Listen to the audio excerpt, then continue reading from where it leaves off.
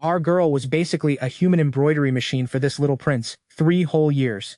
But on the little prince's big wedding day, his new princess consort tried to ship our girl off to Nanjing as like a performer. So this trash ex, pretending to be all sentimental, gifts her to his older brother instead. None other than General Zhenbei. And our girl, she kowtowed like her life depended on it. Because this cold, powerful general, he's secretly the daddy of her kid. Plot twist much? So our girl followed the manor steward right into General Zhenbei's residence. Those heavy vermilion gates slowly creaked shut behind her, sounding like a death knell for her entire future.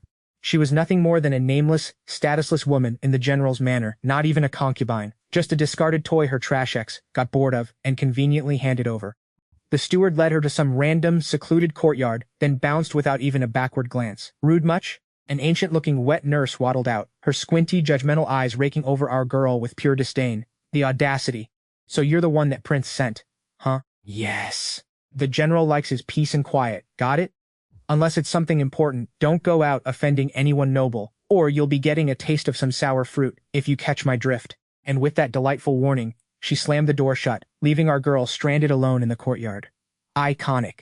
Our girl stood there for ages, until her legs went numb, before finally pushing open the door to an empty room. Inside, crickets, just a hard-as-rock plank bed and a table covered in a decade of dust. Luxury. But our girl, she didn't even bat an eye. For her, just having a roof over her head and a place away from the elements was already a win. Guyan didn't come to see her, and honestly she wasn't exactly waiting by the window for him either. There was literally nothing left to say between them. Period. Our girl just existed in that little courtyard like a ghost, surviving day by day on leftovers and scraps the manor reluctantly sent her way. 3 days later, our girl was just minding her business, scrubbing clothes in the courtyard. When suddenly a little cutie pie, precious as jade, zoomed right in. "Young miss, slow down, you'll fall. Young miss, please stop running." A whole posse of maids and servants were scrambling behind her, but this little whirlwind paid them zero mind. She just bolted straight to our girl, lifted her tiny face, and stared with those big innocent eyes. And in that exact moment, our girl's breath hitched. That face was too familiar. It looked like him, and it looked like her. It was her baby, her daughter. Gasp! Nian, Nian. Our girl slowly squatted down, her hands trembling, hovering in the air, terrified to even touch her. She was scared. Scared it was all a dream, a beautiful illusion that would shatter with a single touch. But the little one wasn't afraid of strangers at all. She reached out with her chubby hand patting our girl's face. "JG, you're so pretty." That soft, innocent voice was all it took. Our girl's tears just broke the dam. She quickly turned away, biting her lip so hard to swallow those sobs, trying to keep it all in. "Young miss, time to go home now." The maids finally caught up, flustered and scrambling to pick the little girl up. But the little one just clung to our girl's leg like her life depended on it, refusing to let go. "I don't want to go. I want to play with JG." "Young miss, please don't do this." The maids were literally on the verge of tears themselves. Then, an ice-cold voice cut through the air, coming from the courtyard gate. "What is all this ruckus?"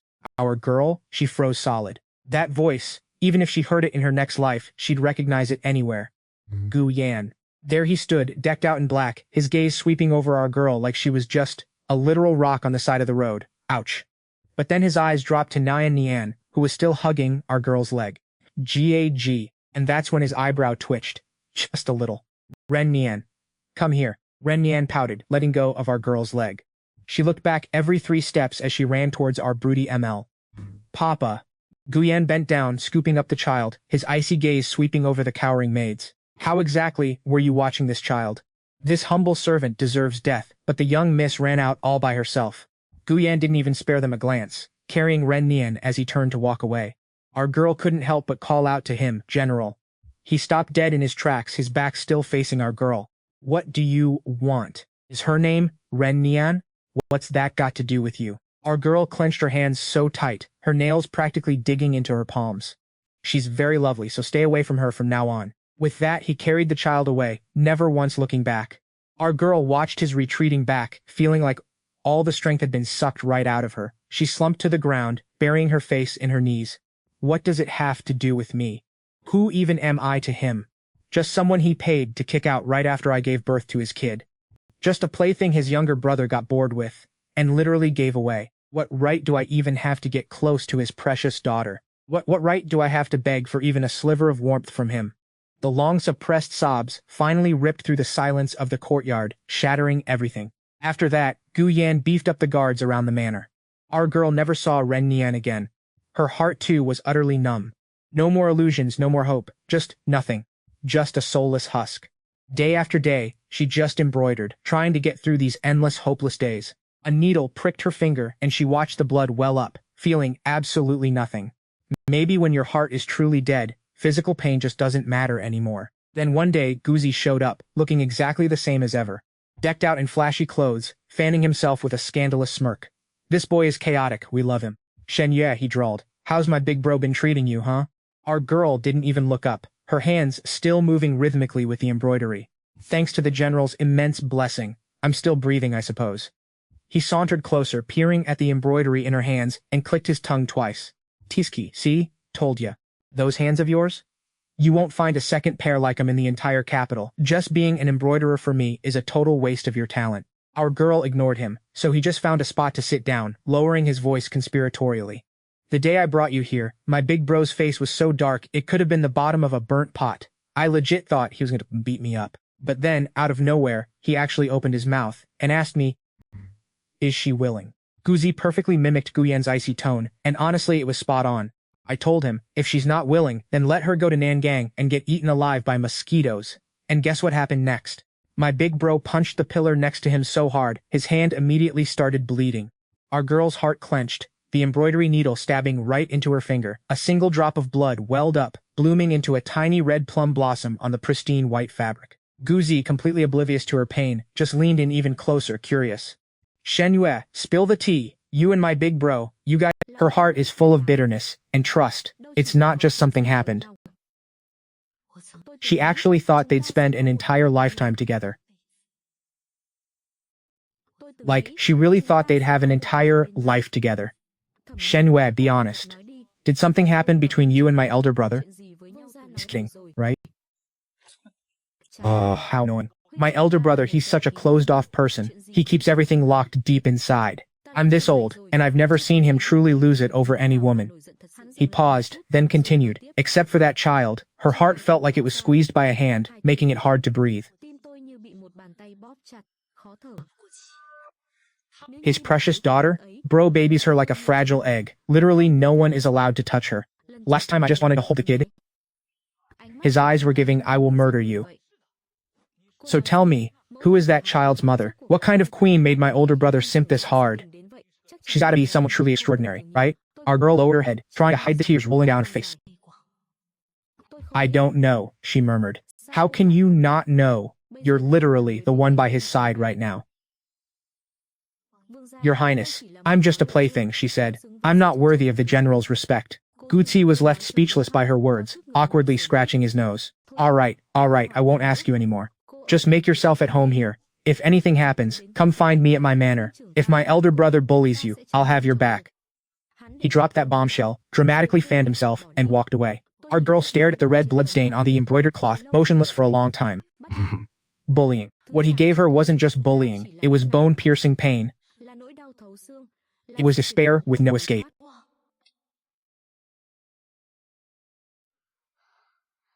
She started having nightmares, even within her dreams. The same terrifying scene from 4 years ago, playing on repeat. Back then, she had just arrived in the capital from Jiangnan, working in a small embroidery shop. She first met Gu Yan at the end of the alley. He was wearing tattered armor, slumped against the wall, face pale as paper, lips cracked and dry like a dying lone wolf. She thought he was a deserter from the battlefield, so, moved by pity, she took out the meat bun she'd been saving and couldn't even bear to eat, and shared half with him.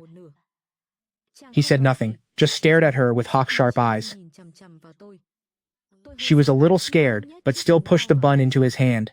Eat it, she urged, then quickly leave the city. If you get caught, it's game over. He took it and ate very slowly, savoring each bite as if trying to memorize the taste. After that day, every single day, she would go to the end of the alley and share half of her meal with him. A month later, he finally spoke. What's your name?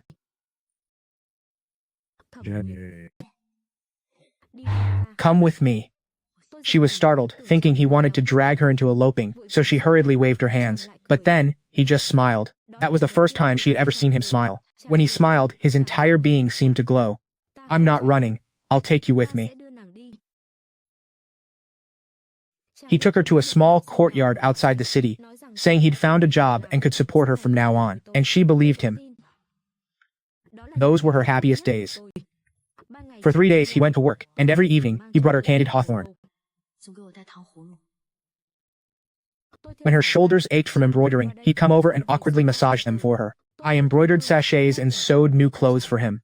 I painstakingly saved up to buy him a Zaitan wood hair ornament from a street vendor. He put it away, but never once wore it. I felt a little unhappy about it. He explained that his job made wearing something so eye-catching too conspicuous. And I believed him.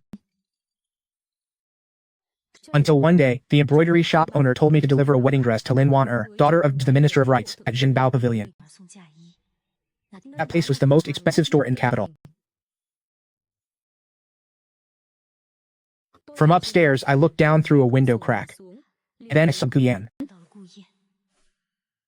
He wasn't wearing his usual ragged clothes. Instead, he wore a fine black silk robe, with an expensive-looking jade pendant at his waist. Beside him was a retinue of guards, and a beautiful girl, arm in arm with him, smiling brightly. He looked at her with a gentle gaze I had never seen before. He bought her a shining pearl, without even batting an eye.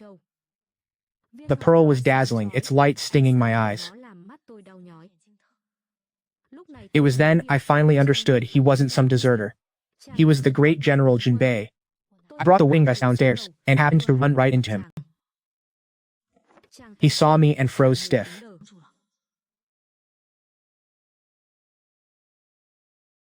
Yan, who is she? Not waiting for him to speak, I knelt down.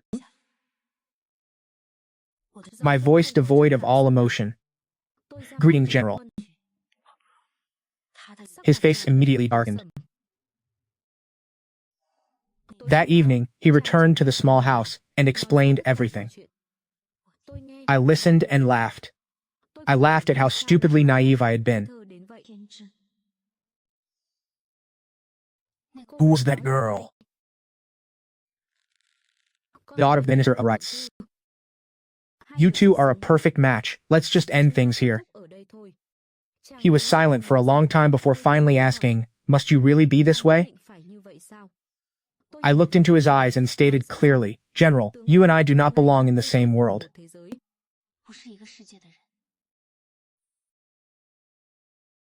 His gaze was incredibly conflicted. He suddenly grabbed me. "Shen Yue, what exactly do you want? Money, jewelry, or status? Just say the word, I can give you anything." I shook my head. What I want is genuine affection, not deceit. Not charity from on high. I turned around to pack my things. He didn't stop me. As I left the small house, I glanced back once. He stood at the door like an emotionless statue.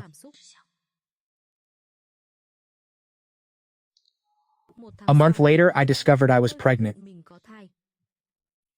I held a packet of abortion herbs, intending to end this fateful connection. His guards found me.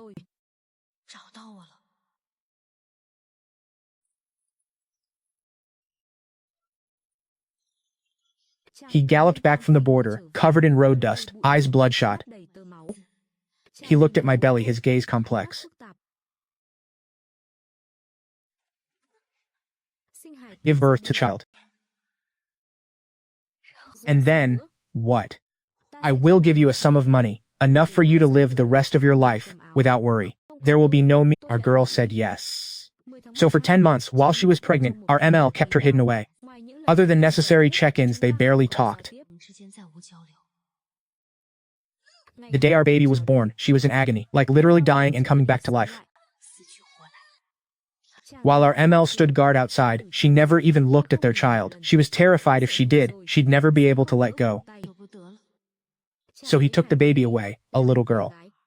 He named their daughter Gu Nian. And with the money he gave her, she fled the capital. She truly thought she'd never see him again in this life. Plot twist. 3 years later, while chilling in Jiangnan, she accidentally saved Goatse from drowning. He had no idea who she was, just that her embroidery skills were fire and she was super polite. So, of course he insisted she come back to his princely estate to be his personal embroiderer. Fate, you're a comedian. And just like that, after all that, she was right back with him. Can you even? Waking up from that nightmare, she was drenched in cold sweat. Outside, the sky was already bright. She got up, went into the courtyard, and stared at the tightly shut door. A wild, unhinged thought sparked in her mind. She needed to see him. She needed to ask him, what exactly did he want bringing her here? Not knowing where Guyan was, she decided to go with the dumbest plan possible. So she started screaming her head off in the courtyard. And not just screaming, she was smashing everything she could get her hands on. Are you insane? Do you have a death wish? She grabbed a broken shard of porcelain and held it to her neck, telling them to get Guyan to her, or she'd die right here. Old Grandma Yu was terrified and ran off in a panic. Guyan arrived in a flash, kicking the door open. He saw the chaotic scene in the courtyard and that shard at her throat. Shenyue, what in the actual F are you doing? Shenyue, seriously, what is this? What am I doing? I'm asking you, what exactly you want? You bring me here without a word, keep me like a prisoner. What is this for? Is this some kind of sick humiliation, or do you just get off on this? He took slow, deliberate steps towards her, his voice tight with suppressed rage. Put that down. Not until you answer me. I said, put it down. He lunged forward and snatched the shard from her hand. The sharp porcelain cut deep into his palm, blood immediately gushing out. He didn't even seem to feel it. He pulled her into his arms, crushing her against him. Shenyue, you've gotten bold, haven't you? Daring to threaten me with death? She was suffocating in his embrace, struggling with all her might. Let go. Never. Let me tell you exactly what I want. I want to lock you away, for life. So you can never leave. To stay by my side, forever. The sheer madness in his eyes terrified her. You're insane. Yes, I am. Our girl literally drove him insane. He suddenly dipped his head, stealing a fierce kiss from her lips. But fam, that wasn't a kiss. That was a punishment, a desperate, angry snatch of a kiss, full of rage and despair. Our girl fought back, punching his back, but it was useless. Sis was helpless. She was literally running out of air before he abruptly shoved her away. Our girl collapsed, gasping for breath on the floor. He just stood there, staring down at her, his gaze a whole mess of pain, anger, and something she just couldn't decode. Is that yearning? Shenyue, don't you dare test my limits anymore. He dropped that line and just turned and walked away. The drama, fam. Our girl just curled up on the cold ground, shaking like a leaf. My heart. Guyan, what are your limits actually? Is it your general status? Or is it that minister's daughter, huh? And what about me? What am I to you, a joke? After that explosive fight, Guyan literally pulled a personality 180. He started showing up at our girl's courtyard every single day. He'd just sit there silently watching her embroider for like the entire afternoon. Talk about intense. He'd send over food and literally make her eat every last bite. Sir, are you trying to fatten her up? He even brought a whole mountain of stuff, food, random items, toys. Her room was practically overflowing. But the kicker? Not a single word was exchanged between them. The tension was thick. Our girl had no clue what his deal was, so she just full-on ignored him, treating him like a ghost. A whole month of this awkwardness later, the new princess consort decides to throw a party. Guess what? Our girl was specifically invited. Big red flag, Sam. Our girl changed into some fresh threads, just got head at the door, when Guyan blocks her path. Nah, you ain't going, he basically says. General, the princess consort summoned me. I literally had no choice but go. I said you're not going, he snaps back. General, are you scared I'll embarrass you out there? Or are you just worried I'll spill the tea on your new lover? It's Lin Winner, of course. Shenyue, is that really how you see me? Is that truly who I am in your eyes? Well, isn't it? Guyan, stop with the fake saint act, please. You brought me here, didn't you? Just so you could easily humiliate me and get revenge for my disobedience all those years ago? He was literally shaking with rage, speechless. Mission accomplished, queen. Our girl completely ignored him and just sashayed right out of the general's manor. Bye, Felicia. Our girl knew this was total crap, a classic comment anyway. Did you care? Nope, she went anyway. She wanted to see just what they thought they could do to her. Tea party was being hosted in the Imperial Garden, of course, where the princess consort sat on her high horse, surrounded by a gaggle of simpering noble ladies. And surprise, surprise, Lin Wanner was there too. The moment she saw our girl, a sneaky little smile played on her lips. Classic green tea move. Well, well, if it isn't Shin Xunyang herself, long time no see, you got so much prettier. Our girl offered her respect to the princess consort and the other ladies. No need for formalities, they dismissed. The princess consort just waved her hand, her eyes doing a full judgmental skin of her girl. Heard you're living the good life at the general's manor these days, huh? Our girl just deadpans, it's manageable, princess consort. Manageable, she repeats, clearly not buying it. The general must be treating you pretty well, wouldn't you say? I mean, look at you. You're all the light ladies around, burst into a cacophony of giggles. But our girl Shanxi, she just stood there, stone-faced, letting these basic bitches mock her. Wang Fei, seeing our queen was totally unbothered, got a little ticked off and shoved a glass of wine into her hand. Oh, what perfect timing, my dear. I'm in such a good mood today. Care to share a drink with me? Shen Yue just stared at the drink, not moving a muscle. 'Cause like duh, our girl knew this cup was probably full of red flags. When Shen Yue still didn't take it, Wang Fei's face went from fixed sweet to pure thundercloud. What? Cat got your tongue. The wine I graced you with, and you won't even drink it? Then Lin Wanner, another resident green Diavich, stood up and looked down at Shen Yue like she was something stuck on her shoe. Wang Fei, why bother with such a low-class peasant? What does an embroiderer like her know about etiquette, anyway? She then sashayed up to Shen Yue, whispering so only our girl could hear. Shen Yue, you seriously think Guyan bringing you here means he actually likes you? Girl, dream on. He just pities you. A woman like you isn't even worthy of carrying his freaking books. Shen Yue just lifted her head, looking straight into the raw, unconcealed arrogance and hostility in Lin Wanner's eyes. And our queen suddenly smirked. If it's a gift from Wang Fei herself, then who am I to refuse such an honor? And with that, she lifted the cup, ready to drink. Stop! Guyan, our simp ML, literally materialized out of thin air, rushing over and snatching the glass right out of Shen Yue's hand. As everyone watched in absolute shock, he chugged the entire thing down in one go. Everyone was speechless, even our girl Shen Yue. He finished the drink, then slammed the empty glass onto the table with a clang. He turned to Wang Fei, his face already pale, eyes sharper than any blade. Wang Fei, you're not allowed to lay a single finger on my person. General, I just wanted her to have a friendly drink with me. A drink? What was really in that glass? Don't be dumb, you know exactly what you did. He grabbed Shen Yue's hand, turned on his heel, and walked out. Guyan, you're humiliating me in front of everyone for that woman? Guyan stopped, his grip on Shen Yue's hand tightening almost painfully. He didn't even turn around, his voice dropping to an icy bone-chilling whisper. Lin Wanner, drop your petty games. If this happens again, don't blame me for forgetting any past we might have shared. With that, he yanked Shen Yue along, exiting the Imperial Gardens under the stunned, jealous, and very curious gazes of the entire assembly. Back at the general's manor, our boy literally tossed Shen Yue into a room. She stumbled, hitting her hip against the corner of a table. Ouch, major pain alert. She grabbed the table, pushed herself up, and glared at him with icy eyes. General, what in the cultivation world was that supposed to mean? Were you just putting on some hero saves a damsel ship for my benefit, huh? He took a step, then another, his tall frame looming over her, practically swallowing her in his shadow. Shen Yue, do you really think death is the ultimate escape?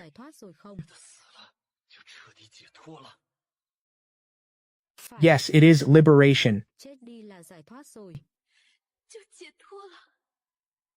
No more having to look at your face, no more being treated like your personal toy. Shen Yue instinctively squeezed her eyes shut, bracing for the slap she knew was coming, but it never did. When she finally opened them, she saw his fist trembling, hovering in the air, but he couldn't bring himself to strike. He lowered his hand, turned away, and slammed his fist into the wall instead. Shen Yue, do you really want to leave me that badly? Our girl looked at his bleeding hand, and honestly, zero fucks given. General, let's be real, we've been done for a hot minute. Over. Who said? If I don't say it's over, then it's never over. Period.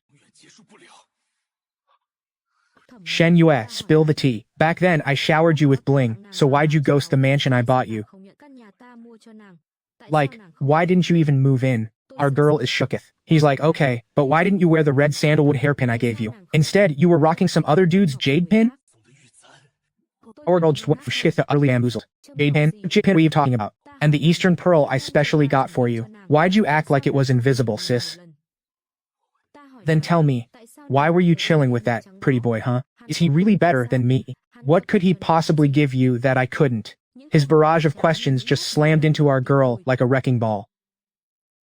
Our girl was seriously lost. Like, sir, what in cultivation were you even talking about? Bling house, jade pins, literally what? All our girl remembers is him dropping 1,000 gold on that Eastern Pearl for Lin Warner. She just remembers the wooden hairpin she gave him gathering dust, never once worn, and how he wanted an heir, but definitely not her. Guyan, can we stop with the clownery already? Like, what exactly did you ever give me? Besides that one dusty silver note, anything else, sir? That Eastern Pearl for Lin Warner? Now it's suddenly for me? Bro, do you hear yourself? Are you not embarrassed? And that wooden hairpin I gave you? Didn't you trash it because it wasn't expensive enough? Now you're asking me about it? Guyan stared at our girl, mouth gaping like a fish, completely speechless. That look, like he was seeing her for the very first time. She said she didn't get any of it. Didn't get what? How? How could she not get it? Genwei, just... Enough. Stop lying to yourself, Guyan. Guyan, our girl is exhausted. Like beyond tired. Drained. Just let go, please. Our girl is literally begging at this point. His chest was heaving, eyes locked onto our girl, and after what felt like an eternity, he spat out 2 words through gritted teeth. Green, on. And with that, he slammed the door like the drama king he is, and stormed off. Our girl just clapped on the floor. Her brain, absolute scramble. Like, what did he even mean with all that gibberish?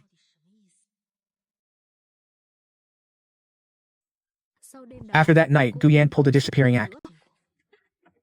The servants in the manor, seeing our girl, they all basically froze, bowing so low they couldn't even breathe. And every single meal, suddenly it was all her favorite Jiangnan dishes.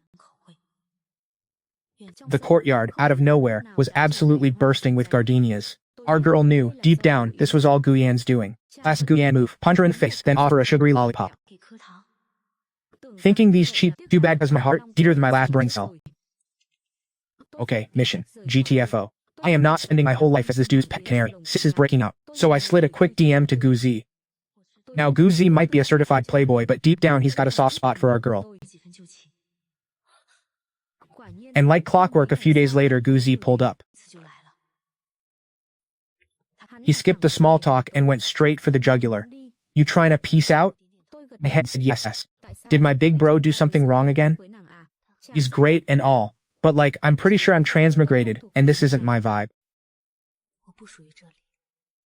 Uzi went silent. He probably smelled the tea, but didn't spill it. So, where's the next stop on your girl boss journey? Jiangnan, I want to go home. Home. Bet. I got you. But you gotta promise me one thing, okay? Go on, your highness. Just don't say, don't ever come back, cause trust I won't.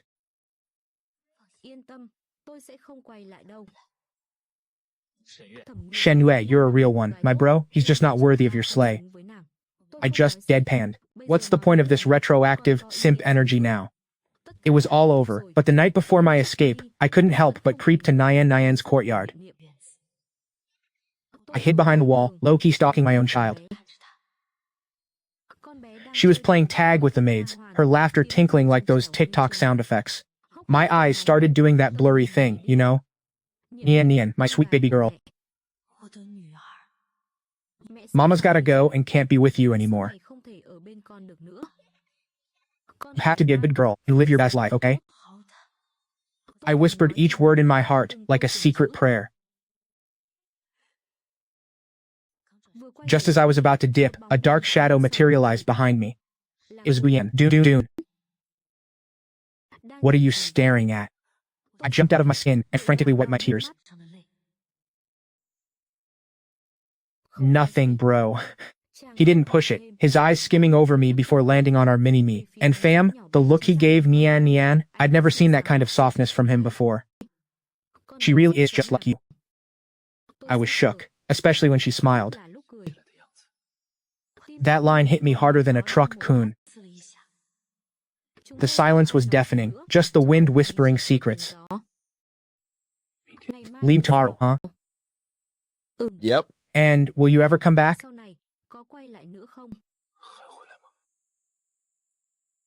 Never. He went quiet again. The silence was getting awkward. After what felt like an eternity, he pulled something from his robe and handed it to me. It was a wooden hairpin, the same one I gave him way back when.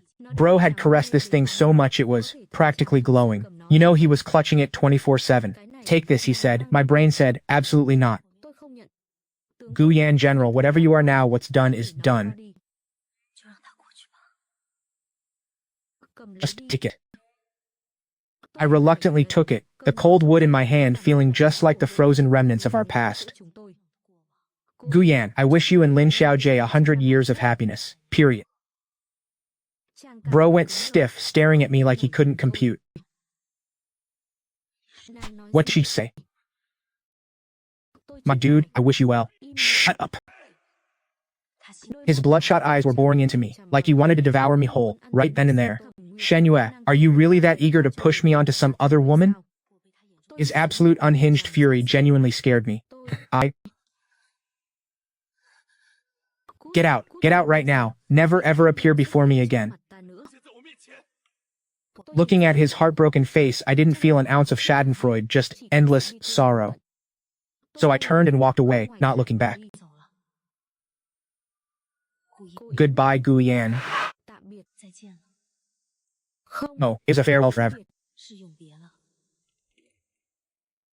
I left the capital that very night. My carriage sped through the darkness. My heart felt blurry. I didn't know where I should go. Jiangnan was my hometown, but there was no home for me there anymore. I was like a rootless water hyacinth, drifting without knowing where I'd end up. After 3 days and 3 nights, the carriage finally stopped at a small town called Qinghe. The coachman told me this was the stop Gusi had arranged. He'd prepared a small house and some land for me, enough to live out the rest of my life comfortably. I stepped down, looking at the unfamiliar little town before me, my heart empty. Was a new life about to begin? I moved into that tiny house, spending my days tending to flowers, growing vegetables, and doing a bit of embroidery. Life flowed by as calm as water. I thought this was how it would be, living out the rest of my days in quiet solitude. Until one day, I met someone at the town's bookstore. He was a scholar named Liu Zijin. He was gentle, refined, and spoke with such grace. He complimented my embroidery, saying it had a soul. He complimented his calligraphy and paintings, saying they possessed true spirit. We met and felt an instant connection, like old friends, like kindred spirits. He'd come to my small house to drink tea and play chess with me. He told me many interesting stories that made me smile. Being with him, I felt so comfortable, so at ease. My seemingly dead heart felt like it was coming back to life, just a little. I even thought, maybe living a life like this with Liu Zijin wouldn't be so bad. But happy days never last long, and that day Liu Zijin and I were strolling by the river. A group of black-clad figures suddenly appeared, surrounding us. The one leading them was Lin Wan-er. Her eyes fixed on me were filled with murderous intent. Shenyue, you beach. You thought I wouldn't find you even if you ran all the way here? I shielded Liu Zijin behind me. Miss Lin, what do you want? What do I want? I want to utterly ruin your reputation and life. She waved her hand and those men charged forward. Liu Zijin was just a scholar. How could he possibly fight them? He tried to protect me, but one of Zijin and our queen's eye immediately went all red. Come for me, you psycho. Don't you dare touch him. Oh, you want me to come for you?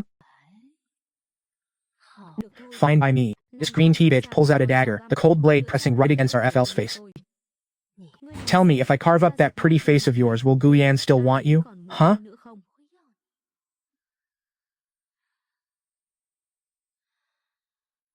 Our queen just closes her eyes thinking, fine, let's get this over with.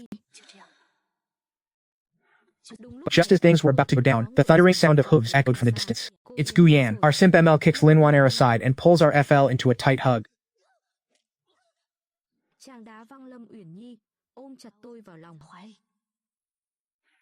Wushu dares touch her? He roars. His voice is pure murder, and even the black-clad goons back away in fear.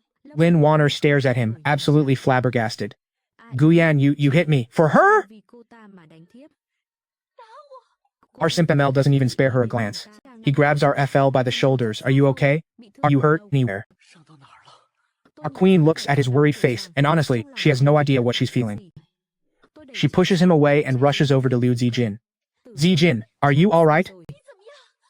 Liu Zijin's face is pale, his forehead beaded with cold sweat. He looks at her and offers a weak smile. I'm okay. Yan watches our FL friend over Liu Jin and his eyes slowly turn to ice. Yandere flags, anyone? He walks up to Lin Wanair, his voice colder than winter. Lin Wanair, I already warned you.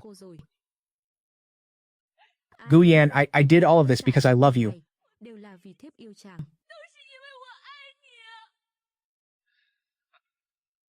Your love means harming the people by my side? He retorts. He glances at Liu Zijin, who's still in pain on the ground. Then back at our FL. Lin Wanair, from today onwards, any ties between us are severed. The Gu and Lin families will have no further relations. Lin Wanair looks like she's been hit by lightning, collapsing to the ground. Guyan doesn't even spare her another look, turning and walking directly to our FL. Come home with me. No, I can't. I have to take him to see a physician. Guyan stares at her, his eyes filled with anger and hurt. No, Shenyue, must you really defy me? I'm not defying you, I just don't want any relationship with you anymore. Oof. After saying that, our FL helps the limping Liu Zijin and walks away. She doesn't look back. But she can feel the burning gaze behind her, like it wants to set her back on fire. Talk about intense. She takes Liu Zijin to the infirmary. The physician says his leg, it's broken. Our queen sits by his bedside, heart heavy with guilt and self-blame. Zijin, I'm so sorry, I got you involved in this. Don't blame yourself, it's my fault for being useless.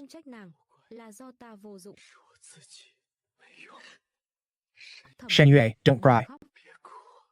You don't look pretty when you cry. Aw, this puppy. Okay, I won't cry.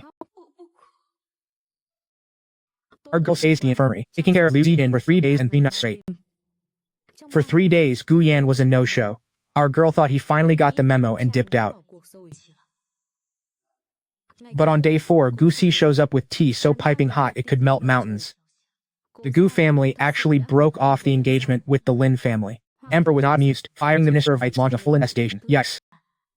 The Lin family? Utterly crushed. And guess who orchestrated this beautiful chaos? Yep, Guyan. He legit gave up his own military power to the Emperor just to absolutely demolish the Lin family and serve our queen some sweet, sweet justice. I just stood there, speechless for a hot minute. Shenyue, my brother is seriously down for you. Like, really, truly. His true feelings, too heavy. A girl can't carry that much emotional baggage. Your Highness, you can see yourself out now. Tell him I'm doing perfectly fine, and tell him to go live his best life too. Guzi looked like he had more tea to spill, but one look at my unwavering glare and he knew to zip it. He just turned and left. Liu Zikam's injuries were finally healing up. His leg might be busted, but at least he wasn't kicking the bucket anymore. I took him back to my little humble abode and nursed him back to health, like a true Betty. I thought, okay, this is it, we'll be together now. Just the two of us, lying on each other, living our quiet lives. But our girl was still too naive for her own good. Sis, you spoke too soon. One day I was spoon-feeding medicine to Liu Zikam. Then Guyan burst in, saw me and Liu Zikam getting all cozy in his eyes, full of unhinged rage. Yandere flags officially soaring. He just wet a bowl of medicine right out of my hand. A scalding hot liquid splashed all over my hand. Ouch. Shenyue, do you really have to torture yourself like this? General, please kindly exit the premises. You're not welcome here, like it all. For that loser, you don't even recognize me? He is not a loser. He is my person. Thank you very much. Your person. Shen Yue, don't you dare forget whose property you are. Guyan, let go of me right now. Gu Zikam on the bed tried to scramble up in a panic, but his injuries were too severe, and he just flopped back down. Poor guy. Shen Yue. Guyan completely ignored my struggles, scooped me up, carried me to another house, and then forced me onto bed like an agitated beast. The red flags? They're practically a whole damn parade now. Shen Yue, you are my woman, Guyan's woman, and that's just how it's gonna be for this entire lifetime. Guyan, you absolute psycho.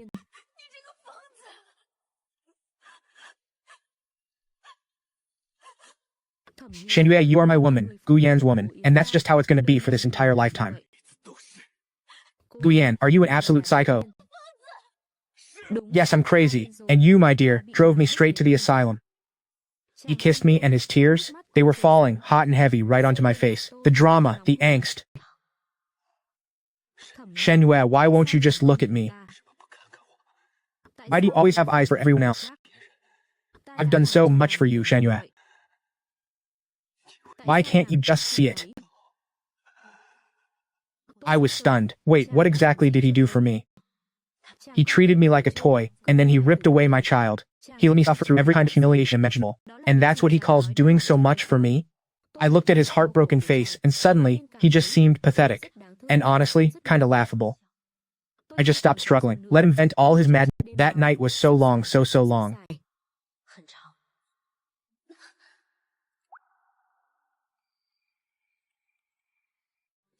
When morn broke, our man was still deep in dreamland.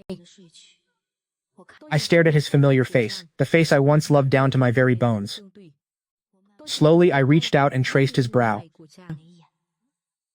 Guyan, what exactly are we to each other? It love, or is it pure unadulterated hate? Honestly, I couldn't even tell anymore. I couldn't leave, not because I didn't want to, but because I was stuck. Guyan had imprisoned my heart, coming every single day to eat and talk with me. He was so good to me, almost suspiciously good, like it was all fake. He wasn't the high and mighty general anymore. He was just like when we first met. A clumsy man trying his best to make me happy. He even cooked my favorite Jiangnan dishes for me himself. He'd tell me tales from Byongwen that would just bore me to tears. He even brought Nyani in here. Finally, I could openly and proudly hold my own daughter. Mother.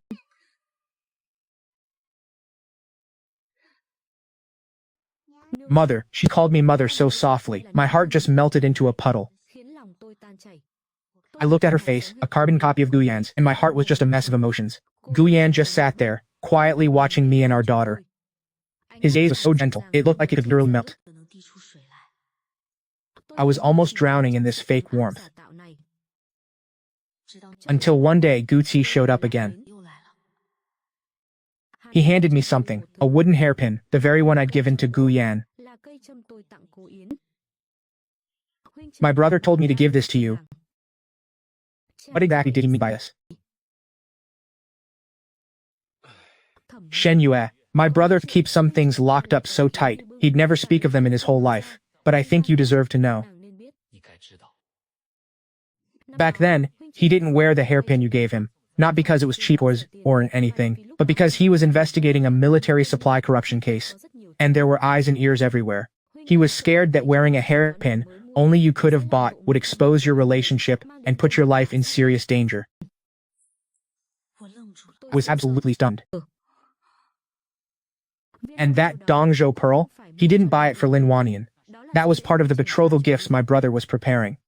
He had already thoroughly investigated your background, knowing that even though you were a seamstress, you came from a respectable family.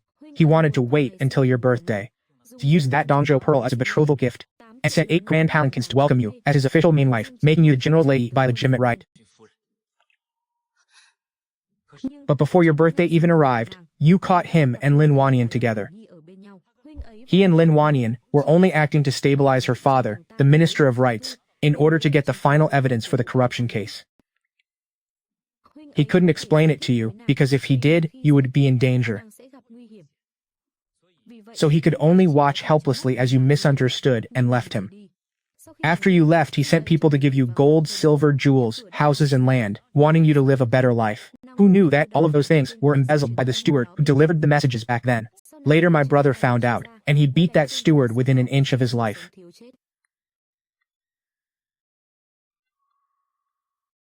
He arranged for you to stay in my manor, to protect you, as the princess couldn't tolerate you.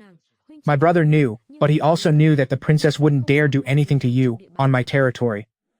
He had people follow you every single day, just terrified something might happen to you. And that time with Lin Wanyan again, when he got the news, he rode his horse back from the capital's outskirts all night, running one horse to death. He told me later he was so scared that if he was even a step too late, he'd never see you again. Uzi voice got serious and this, she's about to drop some TA. Staring at our FL with that look. Shen Yue, my big bro, gave up his entire military power for you. Now he's literally nobody, just a chill dude with nothing to do. He did all that just to be by your side openly like he deserved, with no one to stop him. The dedication is real. Head start spinning, like leaving his reality right now. Every single word was a hammer blow straight to her heart. Ouch! All the humiliation she suffered, it was because he wanted to protect her, to keep her out of trouble. And that cold indifference she thought he had? No, that was just him, trying to shield her from danger. She hated him for so long, resented him for so many years, only to find out it was all his clumsy protective love, my heart. Our FL booked it out of the room, on a frantic mission to find Guyan.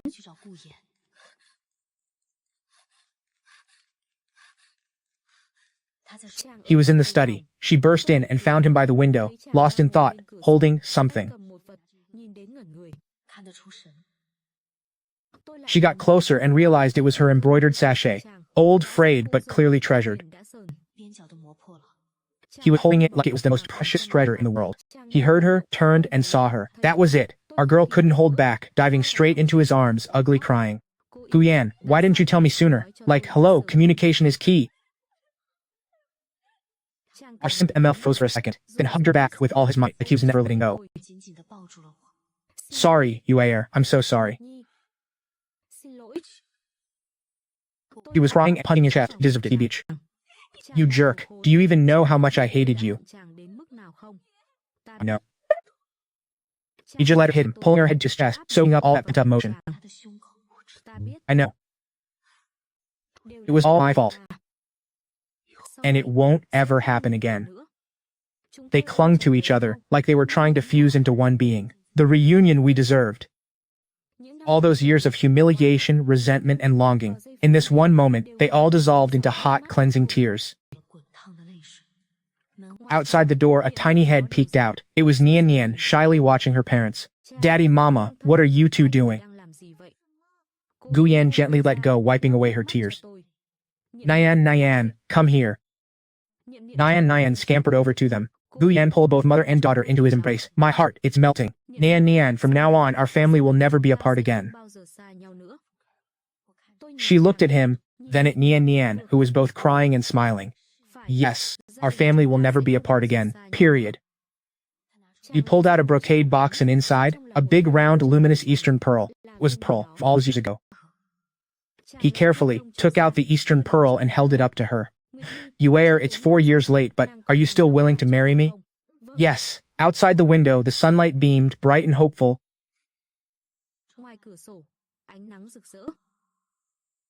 And those dark clouds that had hung over them finally